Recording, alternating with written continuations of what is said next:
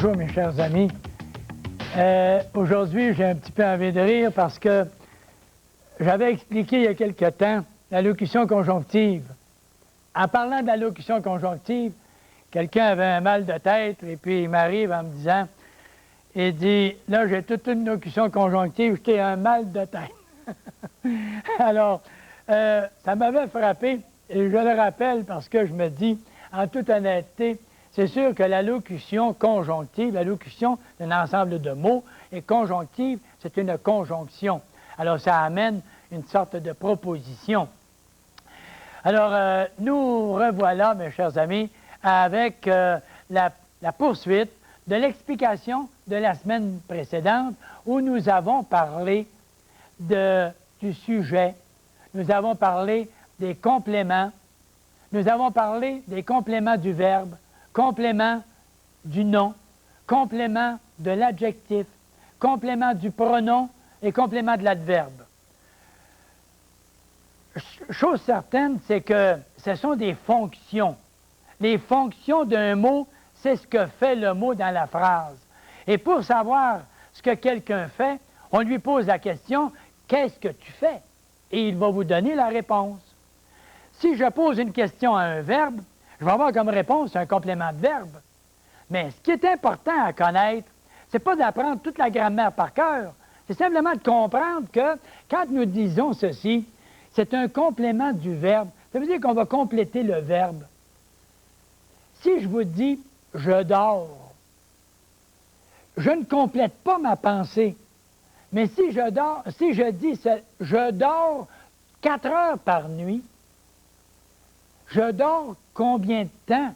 4 heures par nuit. Là, je complète ma pensée en complétant le verbe « dormir » en disant la quantité ou le temps que nous dormons. C'est dans ce sens-là. Si je complète le nom, comme je disais l'autre jour, la porte est brisée, mais si vous entrez dans une polyvalente et vous dites au responsable menuisier d'aller réparer la porte qui est brisée, il y en a peut-être 500-600 portes dans toute la grande polyvalente. Alors, où va-t-il aller? Complétez votre pensée en lui disant quelle porte. Et là, si vous dites la porte du numéro 521, là, il va aller au numéro 521, il va aller corriger et réparer l'erreur, réparer la porte. Alors, il faut compléter le nom. Si je pose une question à un nom, j'ai comme réponse un complément de nom. Vous allez peut-être me dire, qui va me dire quelle question je vais poser? Ah, ça, c'est un petit peu ce qu'on s'est toujours dit. J'ai vu souvent, moi, des professeurs, je me souviens autrefois, je suivais un cours en philosophie, et le professeur nous disait ceci, après avoir expliqué des notions très relevées, très abstraites, il nous disait, ne vous gênez pas, posez-moi des questions. Moi, j'avais levé la main et j'avais dit, pardon, monsieur, pourriez-vous nous donner un exemple d'une question qu'on pourrait vous poser? J'avais posé cette question-là, moi. Il voulait que je pose une question, j'en ai posé une. Montrez-nous quel genre de question on peut poser. C'est tellement abstrait, là, personne ne pose de question. Alors, il nous a donné une façon de raisonner, une manière de poser des questions, même en philosophie. En français, c'est peut-être plus facile. C'est beaucoup plus facile. Et quand on sait quelle question on va poser, on sait qu'on peut poser une question à un verbe. On va avoir comme réponse un complément de verbe. Mais ce qui est important, c'est de connaître quels sont les compléments du verbe. Il y a 5 sortes de compléments. Complément du verbe, complément d'objet direct et indirect, un complément de circonstance, un complément d'attribution, un complément d'agent. Mais on avait direct, indirect, circonstanciel, complément d'attribution, complément d'agent. Quand vous avez posé ces questions-là au verbe, vous allez avoir comme réponse un complément d'agent. Si c'est les souris, comme on disait la semaine dernière, les souris sont mangées par les rats. Les souris sont mangées par les chats. Les rats sont mangés par les chats. Peu importe. Alors, qui a fait l'action de manger? Ce sont les chats. Et ce sont des compléments d'agents, parce que ce sont eux qui ont agi. Et c'est la simple raison pour laquelle nous avons des compléments d'agents. Et quand on a maintenant un complément du verbe qui va être en posant la question qui ou quoi, à ce moment-là, vous allez avoir le complément du verbe, complément d'objet direct. Si c'est la question à qui, à quoi, de qui, de quoi, ça va être la question complément d'objet indirect. Et si vous posez la question quand, complément de circonstance. Si vous posez la question où, complément de lieu. Si vous posez la question comment au verbe, il voyage comment, par quel moyen, de quelle manière, il voyage par train, complément de manière ou de moyen. Tout simplement, que ce soit un ou l'autre, des grammaires vont dire complément de moyen, d'autres grammaires vont dire complément de manière, complément circonstanciel de manière. Peu importe, on comprend en tout cas, et c'est ça qui est important. Alors, les compléments du verbe, les compléments du nom, en posant la question à un nom, vous allez avoir un complément du nom. Et si vous posez la question à un adjectif, vous allez avoir un complément de l'adjectif, tout simplement. Tout simplement. Quand on disait Pauline est fière de toi. Elle est fière de qui? De toi. Toi complète le mot fier, l'adjectif fier. Et quand je dis combien d'élèves ont travaillé fort, combien de quoi? Combien d'élèves? Donc, élève est complément de l'adverbe combien, l'adverbe de manière, de quantité. Alors, c'est un adverbe de quantité, on pose la question et on a automatiquement notre réponse. Alors, on avait parlé également un peu plus tôt du complément, on avait parlé du complément du nom, on avait parlé du complément de l'adjectif et on a parlé ensuite, on a parlé du complément du pronom et de l'adverbe. Alors, on peut s'arrêter sur cette partie-là, mais ce que nous allons faire à ce moment-ci, nous allons retrouver au tableau des précisions, puisque je vous mettrai ici quelque chose qui vous permettra tantôt de faire un petit peu notre synthèse de ce que nous avons vu et qui est très important, les compléments à l'heure actuelle. Alors, complément du verbe, complément COD, COI, complément du verbe COD, complément direct, complément indirect, complément de circonstance, peu importe les circonstances. D'attribution, je donne un livre ou un cadeau à mon père. Je donne un cadeau à mon père, l'action de donner une attribution, complément d'attribution, le mot père. Complément d'agent, on en a parlé. Complément du nom, je pose une question à un nom et j'obtiens comme réponse complément du nom. La fenêtre de l'arrière est ouverte. Quelle fenêtre de l'arrière? Arrière, complément du nom fenêtre. Je pose ma question à un nom. Quelle fenêtre? Fenêtre de l'arrière. Et je pose ma question à un nom, j'ai un complément de nom. Ici, CN, ce n'est pas le CN, le Canadien national. Là. Ça, c'est complément du nom. Il faut bien distinguer ça. Hein? Complément de l'adjectif, je pose ma question à un adjectif, j'ai un complément d'adjectif. Alors, Francine est fière de moi. Moi, complément de l'adjectif, fier. Même si je dis fier de qui? Même si je dis fier de qui? Quand je dis « il revient de l'école », il revient d'où? Je pose la question à un verbe à ce moment-là. Il revient, ça c'est un verbe. Alors, il revient d'où? Je pose ma question où? OU accent grave, qui est le lieu. Donc, la réponse, je reviens de l'école. De l'école, par le fait même, école, complément circonstanciel de lieu. Tout simplement, je pense que c'est relativement facile de distinguer, maintenant qu'on a bien expliqué ça, vous avez beaucoup de facilité dans ce sens-là. Quand maintenant, je vais revenir à ce que j'ai donné comme explication des compléments de verbes, il y a des compléments de verbes qui peuvent être ce que nous appellerons un complément, disons, direct. Je sais quoi? La solution. Si je pose et je regarde la réponse ici, dans ma réponse, je n'ai pas de verbe. Il n'y a pas de verbe dans ça. J'ai un sujet, un verbe, c'est, et je pose ma question. Je sais quoi? Parce que j'ai posé la question quoi, j'ai un complément direct. Je sais que tu travailles. Je sais que tu travailles. Je repose la question encore. Je sais quoi. Et comme je pose la question quoi, je vais avoir comme réponse un complément direct. C'est vrai, je vais avoir un complément direct. Mais dans ma réponse, est-ce que j'ai un verbe ici qui est conjugué? Oui. J'ai le verbe travail, un verbe qui est conjugué. Et si le verbe travail est conjugué, c'est que je vais obtenir une subordonnée. Une subordonnée, pourquoi? Parce qu'elle va dépendre, cette proposition-là, de la proposition qui est ici, c'est que je le sais. Et c'est ça qui est le principal. Alors, ça va s'appeler la proposition principale. Proposition principale parce que c'est ça qui est important. C'est pas que tu travailles, c'est que je le sais. Je suis au courant. Mais je suis au courant de quoi, moi? Je sais quoi? Que tu travailles. Donc, c'est une subordonnée parce qu'il y a un verbe conjugué. Conjonctive, pourquoi? Parce que, regardez ici le « que ».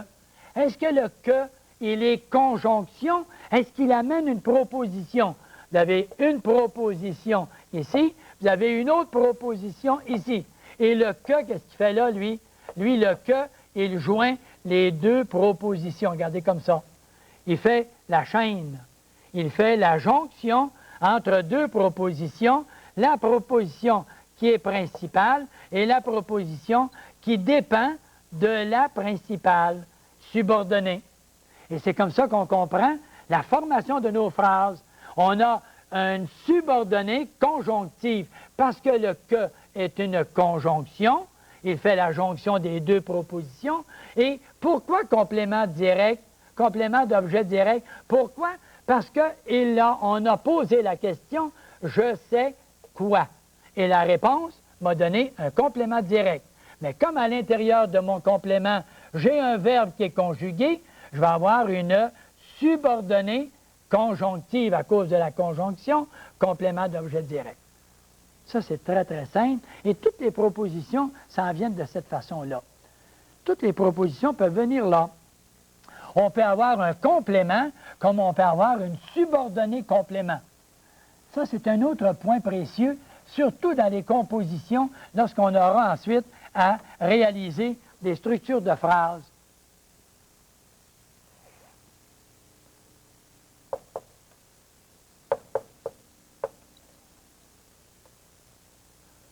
J'irai à Montréal.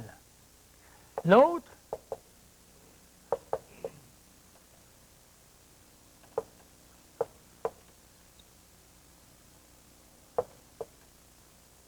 j'irai quand tu voudras. Voyez-vous, vous avez deux propositions. Ça, c'est précieux pour les élèves de secondaire même. Même secondaire 1, secondaire 2, là, il n'y a pas de difficulté. Ça, j'enseignais ça, moi, avec les élèves de secondaire 1. C'est très simple à comprendre. Regardez, j'ai le verbe qui est conjugué, qui est ici. Il y a quelqu'un qui a fait l'action d'aller. C'est qui? C'est le « je ». Donc, il est le sujet. C'est lui qui a fait l'action. Vous avez un verbe à la forme active. Et j'irai où? Et si je pose au verbe la question « où », je vais avoir quoi? Un complément circonstanciel de lieu. Pourquoi? Parce que j'indique l'endroit, à Montréal, comme ça. Et j'irai où? À Montréal, complément du verbe « irai ». Pourquoi du verbe? Parce que j'ai posé ma question au verbe. J'irai où? Alors, au verbe, je lui demande à quel endroit que j'irai à Montréal. C'est le complément qui indique un lieu. Quand je dis ici « j'irai quand tu voudras », alors j'irai, ça c'est le verbe « aller ». Qui a fait l'action d'aller? C'est encore le « je » et c'est le sujet. Et ça, c'est le verbe qui est conjugué. C'est bien ça. Mais j'irai, et là, je vais poser la question. J'irai quand? Il est même écrit. Alors, il est facile à poser comme question. C'est facile. J'irai quand? Quand tu voudras. Donc, le « quand » qui est ici, il est une conjonction qui fait la jonction entre « tu voudras » et « j'irai ». J'irai quand tu voudras. Complément circonstanciel de temps. Complément circonstanciel de temps, j'irai quand tu voudras. Mais comme j'ai un verbe qui est conjugué également ici, qu'est-ce que je vais avoir? Je vais avoir une subordonnée parce qu'il y a un verbe qui est ici et ce verbe-là dépend de celui-là. La proposition qui est ici, elle dépend de celle-là. Je ne peux pas dire simplement « quand tu voudras ». Si je disais ça directement à quelqu'un comme ça, puis j'entrais, puis je disais à ma femme « mais quand tu voudras », elle me dirait « écoute, là, bobo, bobo, qu'est-ce qui se passe? Hein? C'est mêlé dans le ménage, là? La matière grise ne fonctionne pas, qu'est-ce qui se passe? Quand tu voudras. » Ah, bien, quand tu voudras, il y a une question, il y a d'autres choses avant. Alors, j'irai quand tu voudras. Ah, quand est-ce que tu iras? C'est quand tu voudras. Alors, quand tu voudras, c'est la subordonnée qui dépend du verbe ici, qui est la proposition principale. Et la proposition principale, il y a juste le verbe j'irai. Le sujet et le verbe. Et le complément, c'est ici complément circonstanciel de temps. Et comme il y a ici le mot quand qui joint quoi? Il joint le principal, il joint la principale à la complétive ici. Alors, complément qui est ici, complément circonstanciel de temps, donc il y a une subordonnée parce qu'il y a un verbe qui est conjugué. Et conjonctive, pourquoi? Parce que le mot quand, il est une conjonction. Alors, s'il est une conjonction, alors à ce moment-là, il va être subordonné conjonctive, complément circonstanciel de temps. De quel verbe?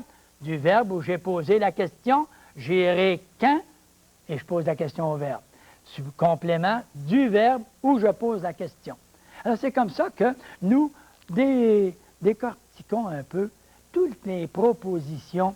Et quand vous aurez, dans quelques temps, là, je vous donnerai une leçon complète où on pourra tout bien déterminer quelles sont les natures et les fonctions de chacun des mots et chacune des propositions. Vous verrez à ce moment-là que ça deviendra encore beaucoup plus simple. Ça, ce sera avant que nous travaillions sur les compositions françaises. Et à ce moment-là, je vous lirai dans quelque temps peut-être certaines compositions. Quelqu'un m'a dit déjà, pourrais-tu donner une explication sur les compositions, montrer comment on compose? Moi, je dis qu'il n'y a rien comme de donner un exemple. Et quand on a donné l'exemple, on peut voir quelqu'un qui va imiter ensuite. Avez-vous remarqué que souvent, le petit garçon qui a 6, 7 ans ou 5, 6 ans, il va avoir tendance à faire exactement comme son père fait. Moi, je connais quelqu'un qui travaille dans son jardin et puis sur son gazon. Et quand il s'en va avec sa tondeuse, le petit garçon a une petite tondeuse jouet. Et derrière le père, le petit garçon suit avec sa tondeuse. Quand il recule, puis il repart, le petit garçon avance, il recule, puis il repart lui aussi. Il fait exactement ce que son père fait. C'est presque comique. C'est agréable de voir ça. Le petit garçon, pour lui, son père, c'est merveilleux, ça. C'est merveilleux, c'est lui qui l'imite. Et quand on a à composer, il faut s'habituer à essayer d'imiter parfois certains bons auteurs. Mais il faut lire pour ça. Il faut lire. Et ceux qui lisent des bons auteurs ne peuvent pas faire autrement que d'écrire correctement ensuite en imitant ces auteurs-là. Puis il y en a des bons auteurs. Je vous parlerai dans quelques temps de Félix Leclerc avec son livre Adagio. Et on verra comment, dans la lecture, on peut arriver à bien comprendre notre grammaire française au moyen des textes de Félix Leclerc. Nous parlerons, par exemple, du banc 181. Le banc 181, ce fut terrible, ça. Le banc 181, Félix Leclerc nous a raconté ce texte-là, puis je vais vous dire, à chaque fois que je le lisais devant les élèves, j'avais toujours la difficulté de me rendre à la fin. Et à certains moments, j'étais obligé de passer le livre à quelqu'un. Très prenant, très prenant. Et la façon de raconter, simplement. Vous n'avez même pas besoin d'aller chercher un dictionnaire pour lire Félix Leclerc dans ses livres Adagio, Allegro et Andante. Et si vous voulez apprendre à bien composer, c'est vraiment un bon moyen. Et très souvent, j'ai utilisé les livres de Félix Leclerc et fait lire mes élèves avec des livres de Félix Leclerc pour qu'après ça, ils appliquent la théorie, la manière que Félix Leclerc a utilisée. Alors, c'est un petit peu comme ça que nous procédons. Alors, on arrive maintenant avec certaines applications que nous allons reproduire et nous allons les reproduire en les regardant, bien entendu, ici. Et si c'était possible, on va approcher juste pour cette première partie ici. On va bien grossir cette partie-là pour permettre quand même aux personnes de pouvoir lire ces 5 exemples-ci. Le verbe, sujet d'un verbe à la forme active. Et si vous regardez bien, vous êtes même capable actuellement de constater que le verbe à la forme active, c'est le sujet qui fait l'action. Et regardez, à l'horizon, tremble ou tremblait des îles vertes. Et qui faisait l'action de trembler? Regardez le sujet qui est placé après. Le sujet est placé après, ce sont des îles vertes qui tremblaient, tout simplement. Alors, qu'est-ce qui tremblait? Des îles vertes. Le sujet est après, mais le verbe s'accorde avec son sujet. Que le sujet soit après ou avant, si ce sont les îles vertes qui faisaient l'action de trembler, ce sont les îles qui sont sujets du verbe trembler, tout simplement. L'autre exemple, on dit « Sur nos têtes planait un nuage de charbon, de charbon et de fumée. » Sur nos têtes planait un nuage de charbon et de fumée. Qui faisait l'action de planer? C'est le nuage. Donc, même si j'ai le mot « tête » placé devant, j'ai fait exprès pour donner cet exemple-là. J'ai mis un nom au pluriel devant le verbe. Et là, quand quelqu'un ne prend pas de précaution, il se fait jouer, c'est un petit coup de jarnac. Un petit coup de jarnac, un petit coup, pas traître, mais juste un petit coup, là, qui fait que si on ne prend pas de précaution, on va faire une erreur. Sur nos têtes, planait, on est porté à dire, planait, A-I-E-N-T. Mais qui faisait l'action de planer? C'est le nuage. Il planait. Ou sur nos têtes. Regardez, sur nos têtes, c'est un complément qui indique le lieu. Voyez-vous? Sur nos têtes planait le lieu et non pas le sujet. Qu'est-ce qui planait? Le nuage. Et le nuage est placé après. J'ai fait exprès pour l'écrire comme ça. J'admirais le spectacle du ciel que peuplaient les hirondelles. Regardez le mot « ciel » qui est en avant, au singulier. Le spectacle du ciel que peuplaient les hirondelles. La phrase, ça veut dire « les hirondelles peuplaient le ciel ». Alors, les hirondelles peuplaient le ciel. Alors, que peuplait le ciel? Le ciel peuplait quoi? Que, mais pour... Ou plutôt, les hirondelles peuplaient quoi? Que, mais pour le ciel. Et c'est le sujet placé après. Alors, vous voyez tout de suite, il faut bien faire la distinction entre les deux. Alors, c'est une façon de bien comprendre, là, les formes actives, la forme après ça à l'indicatif. Peut-être qu'ici, vous avez souvent, ici au bas, un peu plus bas, vous avez cette fameuse règle de « c'est moi qui travaille ». C'est moi qui travaille. Et quand je dis « c'est moi qui travaille », qui fait l'action de travailler? C'est qui est le sujet et le mot « moi » est à la première. Donc, le « qui » est à la première et le mot « travail » va être à la première. Voyez-vous? C'est moi qui travaille. Si je dis ensuite la deuxième, c'est toi qui joues. C'est toi qui joues. Qui fait l'action de jouer? C'est qui est le sujet. Vous savez que le qui, devant un verbe, il est le sujet.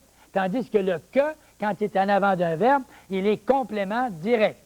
Alors, on retient toujours ça. Et je le rappelle, ça. Je le rappelle pour une raison.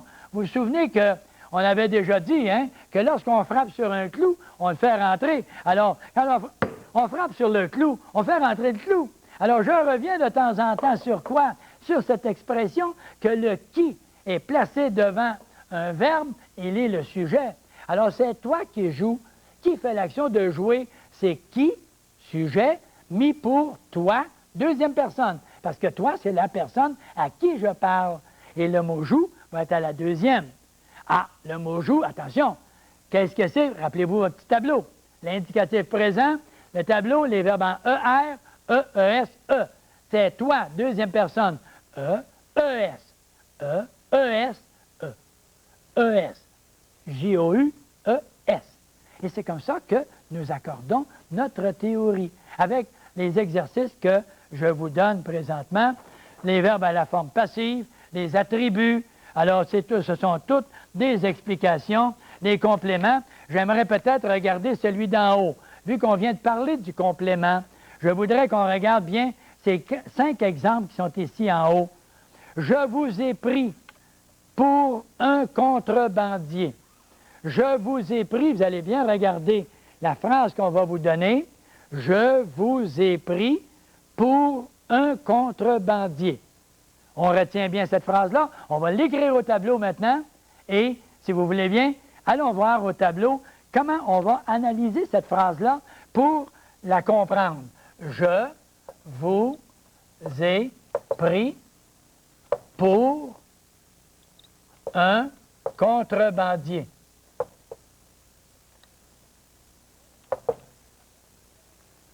Je, ça c'est le sujet du verbe est pris. Alors pourquoi je marque EAI? Parce que c'est je à la première personne. Donc le verbe va être à la première personne. Mais le mot pris qui est ici, c'est un participe passé. Regardez l'auxiliaire avoir qui est ici, avec le participe passé. Et qu'est-ce qu'on fait? On pose la question, qui ou quoi? J'ai pris qui? J'ai pris qui? J'ai pris qui? Vous. Et vous, masculin, pluriel. Alors, au masculin singulier, dans le cas présent, il y a juste une personne. Alors, disons, masculin singulier. On parle de un contrebandier. Alors, masculin singulier, le mot pris, masculin singulier. Est-ce qu'il faudrait enlever le S? Ah, je pense que j'ai fait une faute. Je pense qu'il faut enlever le S. Est-ce que c'est bien vrai? D'après vous autres, est-ce que je dois enlever le S ou je ne dois pas l'enlever? Alors, c'est un participe passé. Quand c'est un participe passé, pour savoir les verbes en I ou IS ou IT, qu'est-ce qu'on fait? On les met au féminin. Alors, si ça avait été une demoiselle, on aurait dit « je vous ai prise ». On aurait dit « je vous ai prise ». Donc, ça aurait été féminin singulier. Au pluriel, prise, S-E-S. Mais comme c'est le masculin, j'enlève le féminin et j'ai le masculin. Il est du masculin singulier comme il est du masculin pluriel. C'est exactement la même chose que le mot souris. La souris. La souris, féminin singulier. Les souris, féminin pluriel. Et ça s'écrit de la même façon. Le mot pris, masculin singulier, masculin pluriel, de la même façon. Alors, j'ai pris qui? Vous. Et vous, il est complément d'objet direct. Voyez-vous, là? J'ai pris qui? Vous. Complément direct. Mais je vous ai pris pourquoi? Qu'est-ce que c'est que je vais faire? Pour un contrebandier. Pour un contrebandier. Mais qui ce contrebandier? Vous. La qualité de contrebandier, on l'adresse à qui? À vous. Et vous, il est complément direct. Donc, le mot contrebandier, on ne dira pas « je vous ai pris pourquoi ».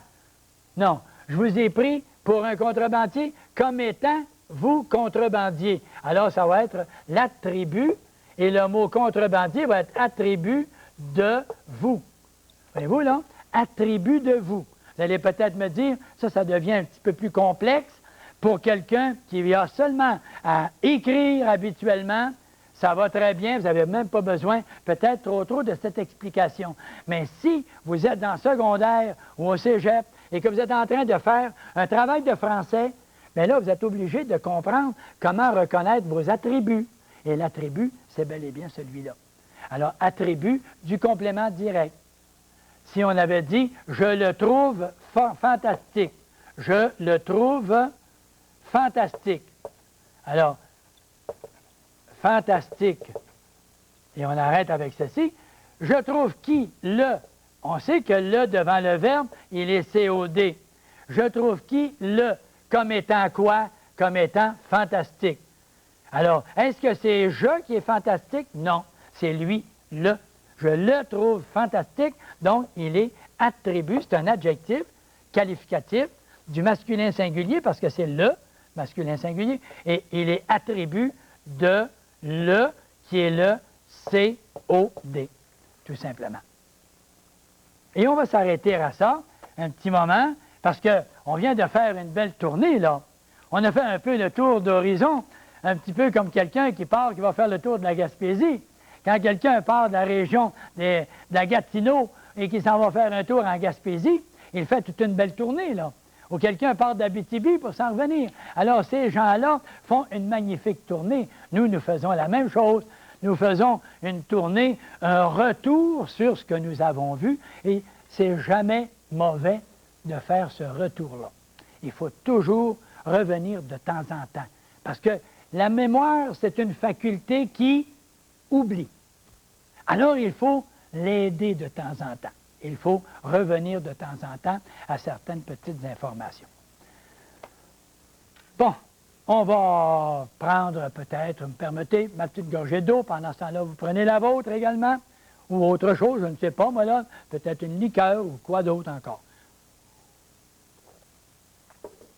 Et on va parler aujourd'hui, dans notre petite information, vous ne savez peut-être pas de quoi je vais parler, je vais vous le dire tout de suite, on va parler de l'expression « Oh, franchement, là, non, le jeu n'en vaut pas la chandelle. » C'est une expression qu'on emploie. Le jeu n'en vaut pas la chandelle. Ça veut dire « Oh, franchement, pour tout ce qu'on a fait, là, ça ne méritait pas de faire cet effort-là pour aboutir à ce qu'on a là. » Mais d'où vient cette expression « Le jeu n'en vaut pas la chandelle » ? C'est que dans le temps, il y avait des propriétaires de maisons où il y avait des jeux qui étaient organisés. Et à ce moment-là, qu'est-ce qui arrivait? C'est que le propriétaire utilisait ce qu'on appelait une chandelle. Une grosse chandelle qui éclairait passablement. On n'avait pas le fameux système électrique dans le temps. Alors, la grosse chandelle éclairait. Et quand il avait terminé sa chandelle, il en remettait une autre pour pouvoir continuer à jouer. Mais le gagnant de la soirée payait au propriétaire les chandelles qu'il avait utilisées. Comme il était gagnant, ça valait la peine, il avait ramassé un peu d'argent. Alors, c'est lui qui payait les chandelles qui avaient servi pour pouvoir jouer durant la soirée. Mais quand les chandelles étaient toutes brûlées et que le type arrivait pour payer, souvent, il n'avait pas gagné beaucoup.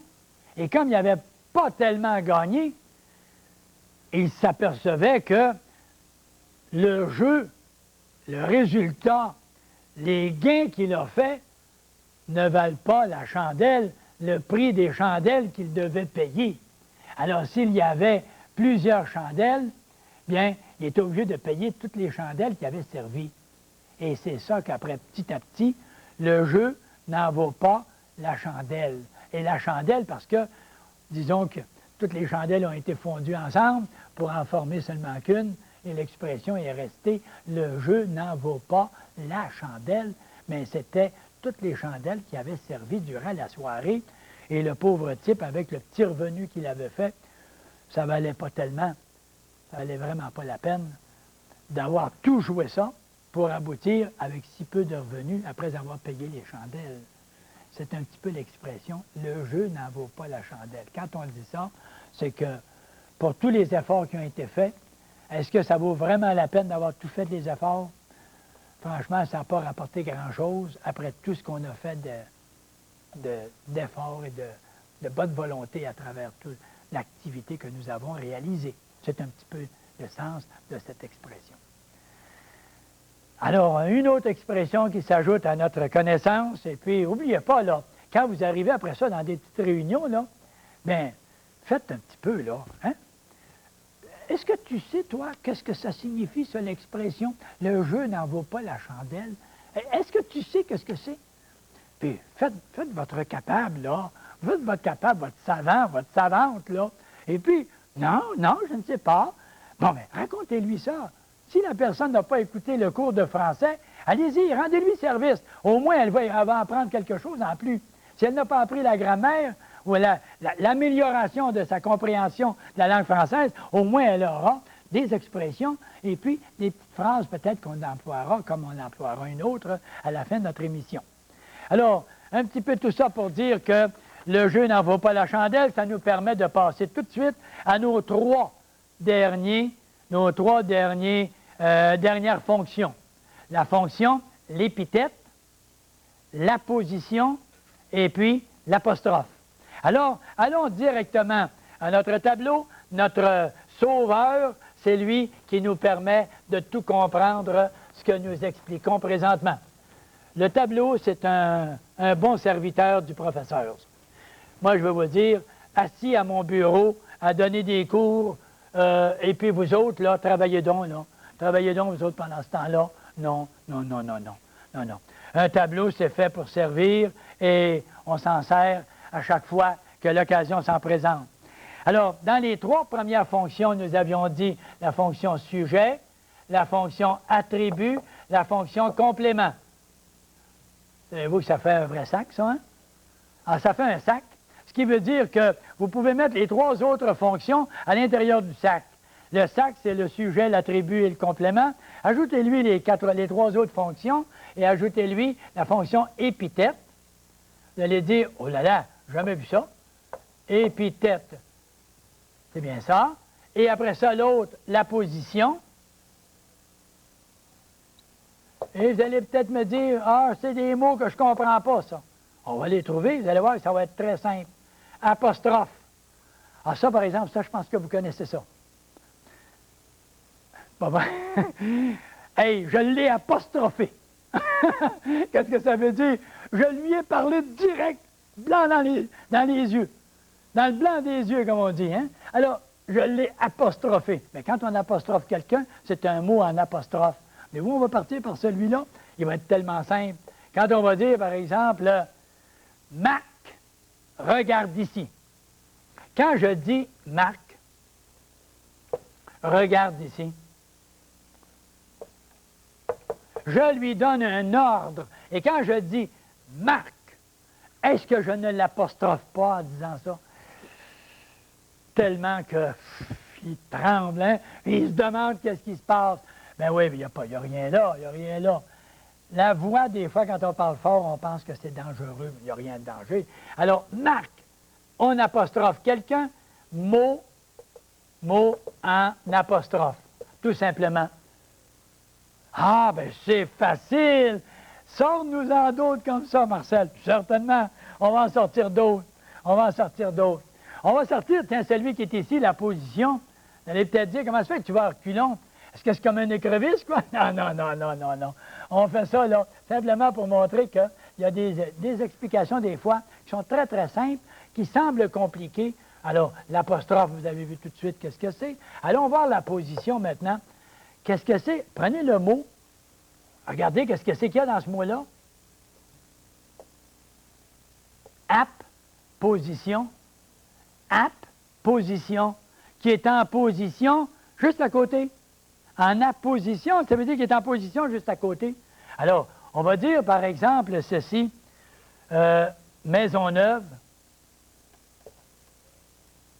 virgule, le fondateur de Montréal, j'espère que tout le monde le sait, même dans les autres régions, hein? Maisonneuve, le fondateur de Montréal, a fondé Montréal, ou le fondateur de Montréal est arrivé ici en 1642. Comme ça. D'accord? En 1642. Ça va faire le 350e. Hein? 350e anniversaire. Alors, est arrivé à Montréal. Maisonneuve est arrivé à Montréal, est arrivé ici en 1642. Mais le fondateur de Montréal, qu'est-ce que c'est que ça fait là, ça? Ça, c'est simplement une explication qui est posée à côté du nom Maisonneuve. Et quand on parle de fondateur de Montréal, on parle de Maisonneuve. Alors, on aurait pu enlever Maisonneuve puis dire le fondateur de Montréal est arrivé ici en 1642. On aurait pu dire ça tout simplement. Et qu'est-ce qu'on fait? Ceci et ça, c'est la même chose. Mais c'est une explication. On explique un petit peu Comme si on avait dit Jacques Cartier, virgule, découvreur du Canada, plantant une croix à Gaspé en 1534. Alors, Cartier, Jacques Cartier, virgule, découvreur du Canada. Bien, découvreur du Canada, mot en apposition. Ça veut dire, il explique qui était Cartier, Jacques Cartier. En apposition, il est en position à côté de l'autre, en expliquant qu'est-ce que c'est qu'il faisait, lui, qu'est-ce qu'il était. A planté une croix en 1534.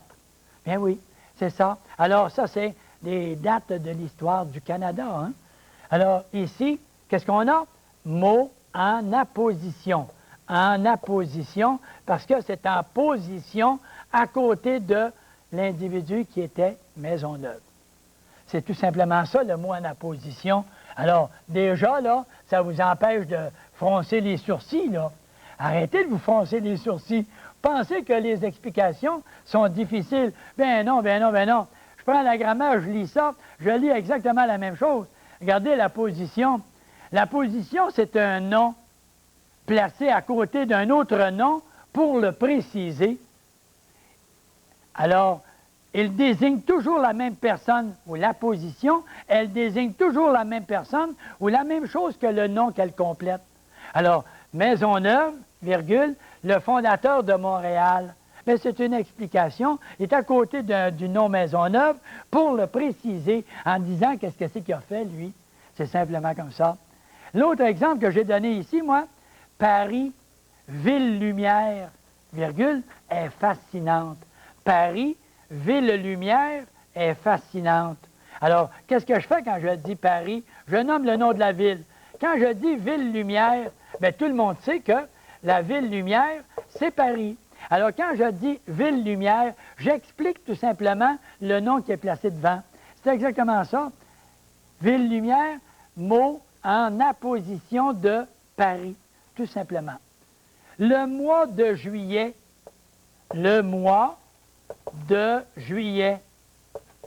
On prend n'importe quel mois, là, prenons celui-là. Le mois de juillet. Mais le mot juillet il est en apposition du mot mois. Pour quelle raison? Et là, je vais vous poser, une petite colle, là. Quelqu'un m'aurait dit ceci. Le mois de juillet. Quel mois? Le mois de juillet. Donc, le mot juillet, quelqu'un m'aurait dit, c'est le complément du nom mois.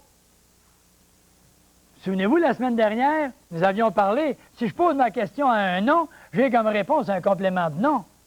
Mais pour compléter le nom, mais est-ce que dans le cas présent, est-ce que j'enlève ceci pour ne pas créer d'ennui, là? Est-ce que le mot juillet complète le mois en disant en complétant le mot mois? Il ne complète pas le mot mois. Il dit simplement le nom de ce mois-là, simplement. Ce n'est pas un complément du nom. Comme on va dire, la lumière de la chambre. Là, c'est quelle lumière? On détermine quelle lumière. Et en parlant de la lumière de la chambre, le mot chambre va être le complément du nom lumière. Mais le mot chambre et le mot lumière, c'est pas la même chose. Tandis que le mot juillet puis le mot mois, c'est la même chose. Voyez-vous, là, ici, le mois de juillet, quand on parle du mois, on parle de juillet. Tandis qu'ici, quand on parle de la lumière, on ne parle pas de la chambre. Voyez-vous la différence, là, entre les deux? Et ça, c'est très précieux, ça. Très précieux. Au collégial, là, on se retrouve des fois dans des compléments comme ça et on est bloqué. Alors, le mois de juillet, le mot juillet est un mot en apposition du mot mois. Parce que, en parlant de juillet, on parle du mois. C'est le même. Tandis que quand on parle de la chambre, on ne parle pas de la lumière. Donc, quelle lumière? La lumière de la chambre. C'est pas la même chose. Tandis qu'en parlant de mois et en parlant de juillet, on parle du mois quand on parle de juillet. On parle d'un mois. Alors, c'est là toute la différence. Alors là, on a, à ce moment-là, les mots en apostrophe et en apposition, les deux qu'on a vus maintenant. On arrive avec le troisième, et celui-là, je crois que vous êtes capable de le résoudre assez facilement. Un mot qui est en épithète. On appelle ça une épithète. Une épithète, c'est une qualité qu'on donne à quelqu'un ou à quelque chose.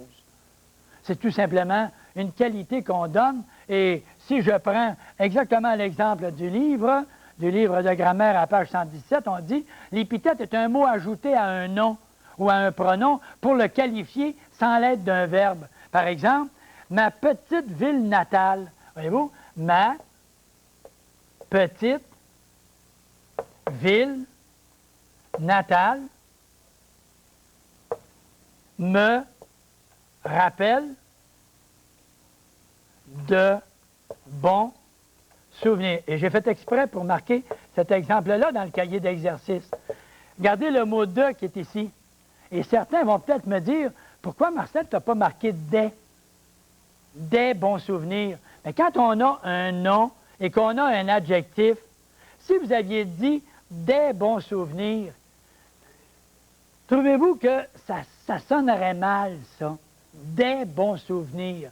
Pour éviter, quand on a un adjectif avec un nom, au lieu de « des », on va dire « de » à ce moment-là, on va enlever le « s » et le « de » veut dire « des ». C'est le mot « des » qui est un article indéfini parce qu'on ne sait pas combien. Des bons souvenirs, on va dire de bons souvenirs. Ma petite ville natale. Alors le mot « bon », est-ce qu'il donne une qualité au souvenir? Oui. Est-ce qu'on sert d'un verbe pour donner sa qualité? Non. Donc c'est une épithète. Le mot « bon » est épithète de souvenir. Tout simplement, c'est une qualité que j'adresse à souvenir. C'est simplement ça. Et quand j'ai ici le mot « ville », est-ce que le mot « ville », c'est le nom? Bien oui, c'est le nom commun. Regardez, hein, on est en train de jouer avec tout ça maintenant. Et c'est ça qui fait que toute la compréhension de notre langue française, on peut l'aimer, notre langue française aujourd'hui, pour une raison, c'est qu'on comprend tous les mots que nous utilisons. On les reconnaît tous. Tu es un petit qui, toi? Alors il dit, moi je suis un nom. Pourquoi? Parce que je désigne une population. Et puis l'autre ici, il dit quoi, lui? Tu es un petit qui, toi? Moi, je suis un adjectif qui donne une qualité. Je suis une épithète, la fonction. Mais la nature, je suis un adjectif qualificatif. Parce que je donne une qualité à la ville. Elle n'est pas grande, la ville. Elle est petite. Alors, la qualité, est-ce que je me sers d'un verbe pour donner ma qualité? Non. Donc, c'est une épithète de ville. Le mot natal ici, la ville natale, la ville dans laquelle je suis né. Alors, au lieu de dire la ville dans laquelle je suis né, on va dire ma ville natale. Alors, l'adjectif qui est ici, l'adjectif qui donne sa qualité à qui? À la ville. Donc, est-ce qu'il donne sa qualité en servant d'un verbe? Non. Donc, qu'est-ce qui arrive? Il est une épithète. Alors, c'est de la différence. Vous allez peut-être me dire, pourquoi tu répètes toujours, est-ce qu'il sert d'un verbe? Ah! L'exemple, tiens, elle, on va en mettre juste une, elle est petite.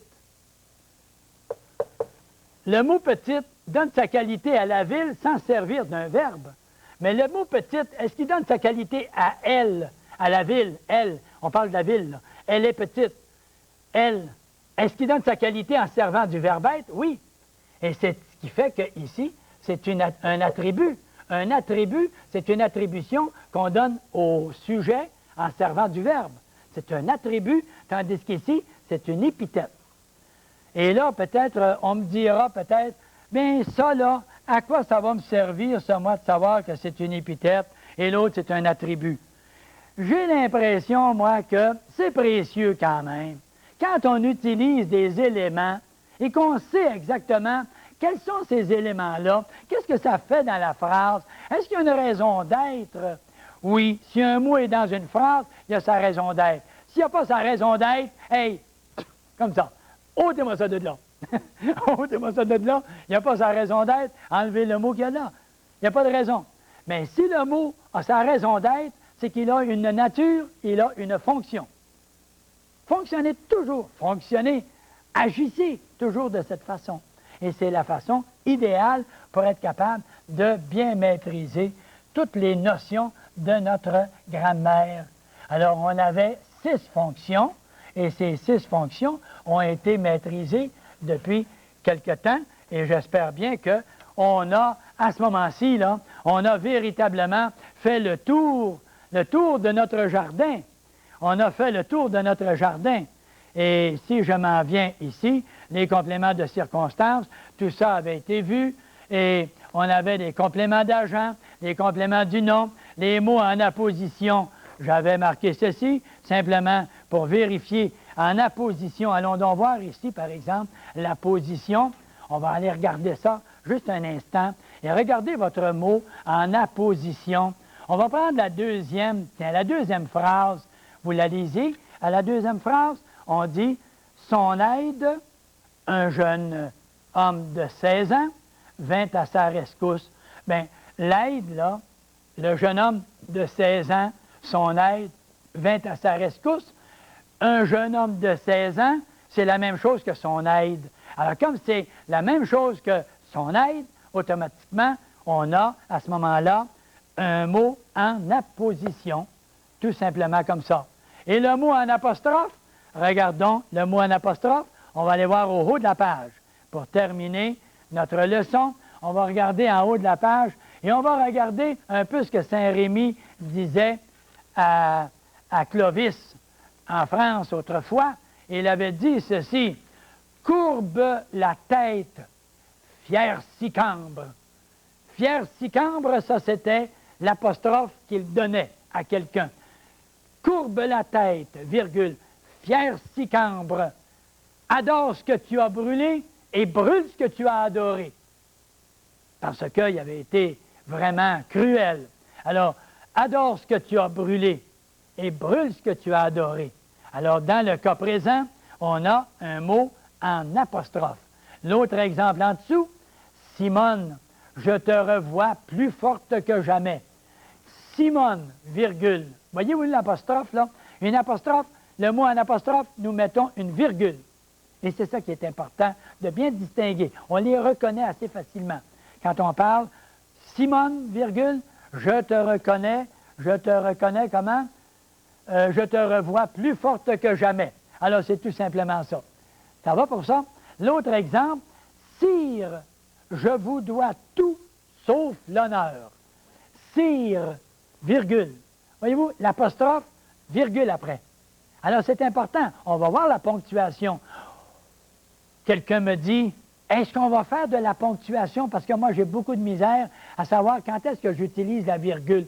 Exactement, dans le mot en apostrophe, nous mettons la virgule. Et c'est très, très vrai. Alors, Sire, je vous dois tout, sauf l'honneur. L'autre, l'exemple, Mesdames et Messieurs les députés, il ne vous reste qu'à voter. Mesdames et Messieurs les députés. Et quand on dit Mesdames et Messieurs les députés, on apostrophe Mesdames et Messieurs les députés, virgule. Et ça, c'est mot en apostrophe. La dernière, chers amis, je vous salue et je vous remercie d'avoir bien voulu m'écouter pendant toute cette émission.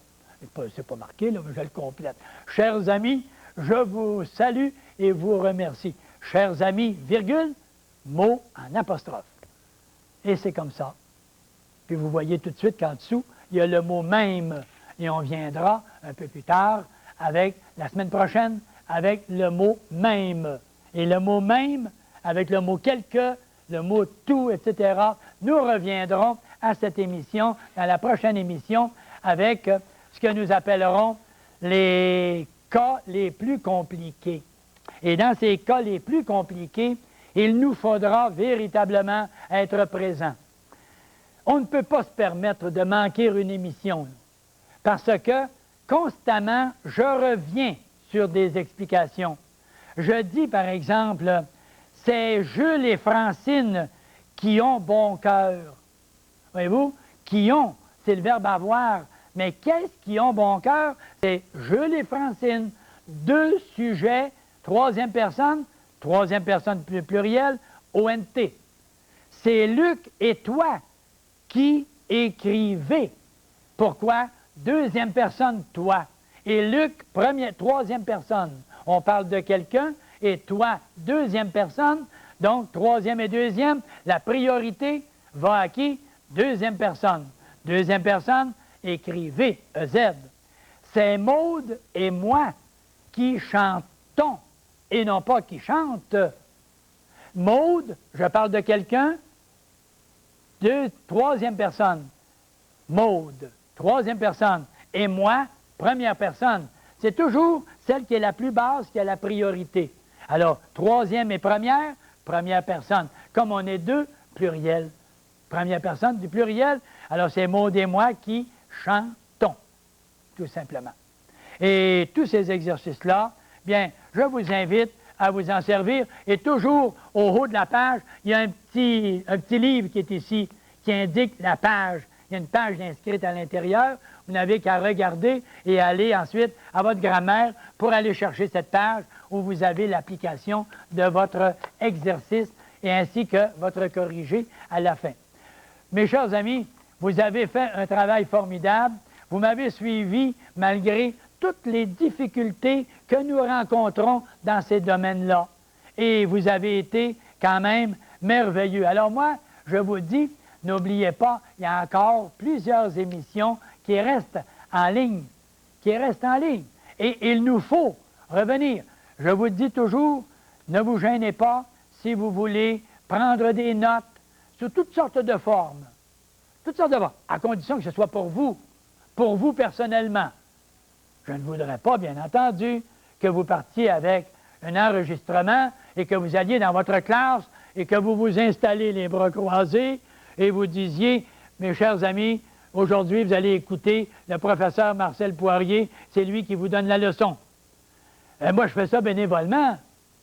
Vous autres, vous êtes payés, vous autres, à dire ça. Écoutez, soyez gentils, soyez respectueux des droits d'auteur, bien entendu. Alors, ne nous permettons pas ça. Utilisez peut-être ces explications. Dites à vos élèves d'écouter l'émission. Bien oui. Et la semaine suivante, posez des questions sur l'émission. Ça, c'est merveilleux. Vous allez passer à travers toute la grammaire et tout le programme de secondaire 1 jusqu'à secondaire 5. Et en terminant, je vais vous dire tout simplement ceci. Tous les commencements sont difficiles, surtout le commencement de la fin. Bonjour.